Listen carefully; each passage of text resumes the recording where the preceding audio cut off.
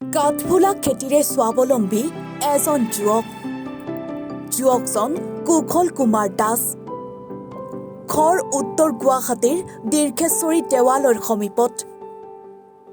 খেতি কৰি নিজৰ লগতে পৰিয়াল পোহপাল দিছে যুৱকজনে। জয়গুৰু মাছৰুম ফাৰ্ম নামেৰে বৰ্তমান ঘৰতে বৈজ্ঞানিক পদ্ধতিৰে উন্নত পৰ্যায়ৰ কাঠফুলা খেতি কৰি নিজৰ লগতে পৰিয়াল পোহপাল দিছে যুৱকজনে।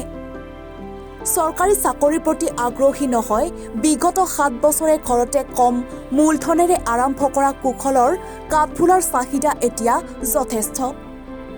কৃষি বিভাগত লোৱা প্ৰশিক্ষণৰ পৰা বৰ্তমান কুশলে আনকো দি আহিছে কাঠফুলাৰ খেতিৰ প্ৰশিক্ষণ। কিয়নো কাঠফুলা এতিয়া অসমীয়া সমাজত প্ৰচলিত সুস্বাদ্য খাদ্য। বহিৰাজ্যৰ কোম্পানীত শ্ৰমিকৰ চাকৰি বিচাৰি নগৈ ঘৰতে ব্যৱসায় ভিত্তিত কাঠফুলা খেতি কৰিলে তাত পোৱা দৰমহাতকৈ বেছি উপাৰ্জন কৰিব পাৰি বুলি মতপোষণ কাঠফুলা খেতিয়ক কুশল দাসৰ। শ্ৰী কুশল কুমাৰ দাস, মই উত্তৰ গুৱাহাটী দীঘেশ্বৰী ডেকাবাৰী বাসিন্দা। মই এই খেতিটো 2018 পৰা কৰি আছোঁ একেৰাহে। এই খেতিটো কৰি মই ভাল উপাৰ্জন হৈছে। আৰু উঠি অহা যুৱক যুৱতীয়ে যে এই খেতিটো আদৰি লয়, এই খেতিটো সকলোৰে কাৰণে এই খাদ্যটো বহুত দৰকাৰী। এইটো মাছৰুমটো বহুত ভাল বস্তু, কিন্তু এতিয়াও কিছুমান মানুহ সজাগতা হৈছে, কিছুমান এতিয়াও বৰ্তমান জনা হোৱা নাই। এই খেতিটো কৰিলে সকলো নিবনুৱা যুৱক যুৱতীয়ে উন্নতিৰ পথত আগুৱাই যাব। কোম্পানীত কাম কৰাতকৈ নিজে যদি এখন ফাৰ্ম ঘৰতে সৰুকৈ কৰি লয়, তেতিয়াও সি চলিব পাৰিব পৰিয়ালটো ধুনীয়াকৈ সুন্দৰকৈ। এতিয়া মই ধুনীয়াকৈ চলি আছোঁ।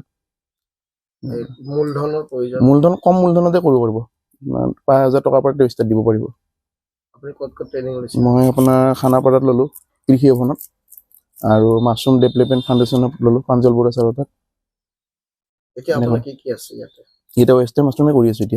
এতিয়া লাহেকৈ মিল্কী মাছৰুম কৰিম গৰমত। এতিয়া মাৰ্চৰ লাষ্টৰ ফালে স্পন আহিব, জুন জুলাইৰ পৰা মই মিল্কী প্ৰডাকশ্যন পাম। এইটো গৰমৰ বেলেগ এটা ভেৰাইটি আৰু। উত্তৰ গুৱাহাটীৰ পৰা খৰ্গেশ্বৰ নাথৰ ৰিপৰ্ট, NE24।